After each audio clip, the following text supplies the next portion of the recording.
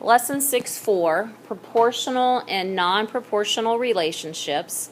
So we are heading towards that goal of next week, using proportions and using and working proportions. So proportional, two quantities are proportional if they have the same constant ratio or rate. So that means that their ratio is the same reduced fraction all the way throughout their data, okay? All the numbers, they have the same ratio all the way through. Non-proportional, they don't have that same rate or ratio. So I think you'll see here pretty quickly what we're talking about. So the first example, determine whether the cost of baseballs is proportional to the number of baseballs. Okay, so what you do is we're given all this information, how much it costs for each baseball. So it wants to determine the cost if it's proportional to the number. Okay, so they want to know if the cost is proportional to the number. So let's do this. For this first set, the cost is 2 and the number of baseballs is 1. So that's a reduced, it's an improper fraction, but it's a reduced ratio of 2 to 1. So then we go to the next one, 3 to 2. Does that reduce at all? No. Well, since that is not equivalent, right off the bat, you can say that no, the rates are not equal, and that's how you would answer. After you figure out if they reduce to the same ratio, you say yes, they are, or no, the rates are not equal. The rates are not equal. They really aren't equal all the way through. 4 to 3, definitely not equal, and 5 to 4, definitely not equal. If we'd have a set that was equal, you'd have to try all the way through the problem to see if they are, if they reduce to the same fraction. So these, you would say no, the rates are not equal. The rates are not equal. Okay, questions about how I did that or what I did? I used what it says up here, the cost to the number. So I put the cost on top, the number on bottom, and that's what I did. Okay, questions about that? All right, let's look at the next example. So if you don't have this written, go ahead and fill it in later so that you see what I do with these, okay? Determine whether the cost of the coffee is proportional to the number of pounds. So it says cost to the number of pounds. So I'm going to do that again. Cost to the pounds. So you look at the first set. What's the cost of the first set? Anybody? 3, the pounds to 1.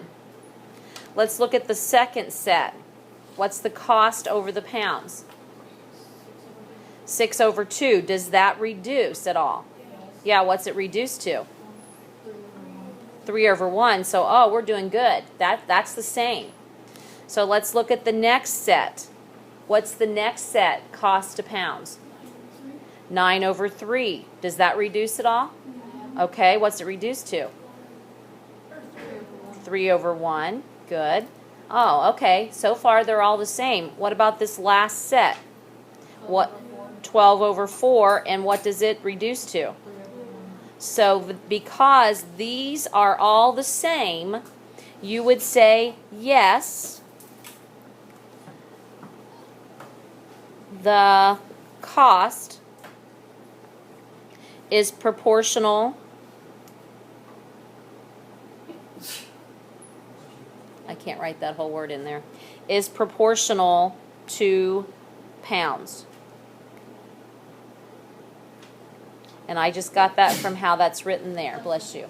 Yes, the cost is proportional to the pounds. That's how you answer it when it's yes. Okay, questions on how I did that? All right, let's look at what else we might have to do here. This one says complete the table. Does the pattern form a proportion? Complete the table. Does the pattern form a proportion? Okay, this part's really important. It costs $50 a day to rent the cement mixer. Okay, so it says already filled in 1 day is $50.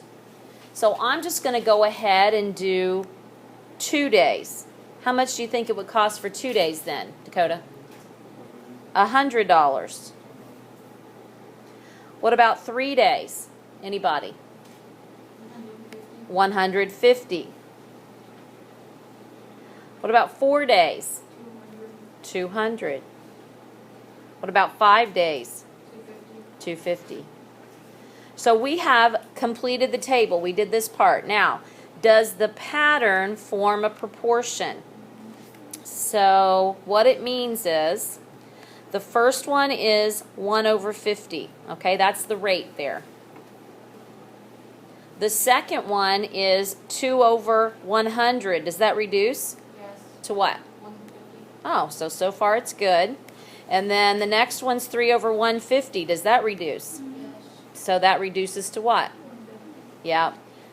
And I'm thinking you're going to see that when you do these, because it's so much per day, they're all going to work out. Now, if you would have to add an amount or subtract an amount, maybe not.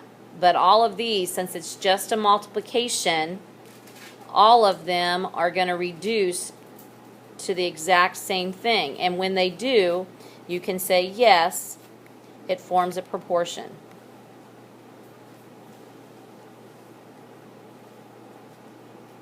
Okay, so make sure you answer all the questions that it asks.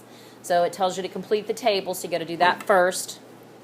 And then does the pattern form a proportion? You just show that each section reduces to the same amount. If it does, hopefully it does. And then you say, yes, it forms a proportion. Okay, questions on that? We've only got one more part. And they're telling us about this boy, Luke. Luke earned $54 for mowing 3 lawns. Okay, that's good. $54 for mowing 3 lawns. Write an equation comparing earnings to lawns mowed. How much would Luke earn for 7 lawns? So there's quite a few things we have to do here to think about Luke. First of all, we want to write an equation comparing earnings, $54, to lawns, 3. So I'm going to put the money, which is earnings, to lawns.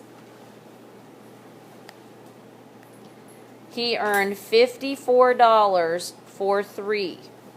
Can that be reduced? Anybody know? 5 plus 4 is 9. Does that help you out at all? It can then, because 9 is a multiple of 3. So I'm going to divide both of these by 3. So the bottom one is 1. The top one, 54, is 18. So basically, that's his unit rate. Remember doing that on Monday? $18 per 1 lawn. So I have to write an equation. So I'm going to use these letters. I'm going to use E for his earning, and his earnings equal $18 per lawn. You have to do the dollar sign? Nope, because that's my equation. So I did the first part, write the equation. Now, how much would Luke earn for 7 lawns? So in my equation, where would I put the 7, do you suppose? It would. It goes in place of the L, and we take it times 18. So we would go E equals 18 times 7. And his earnings for 18, anybody got that? 126. That? 126. Good job. So we answered all the parts to that. We wrote the equation, and then we substituted in for what they asked about and got his final earnings. Okay, so we kind of used several things we did this week. We definitely used unit rate. We wrote a ratio, and then we wrote this equation. All right, any questions?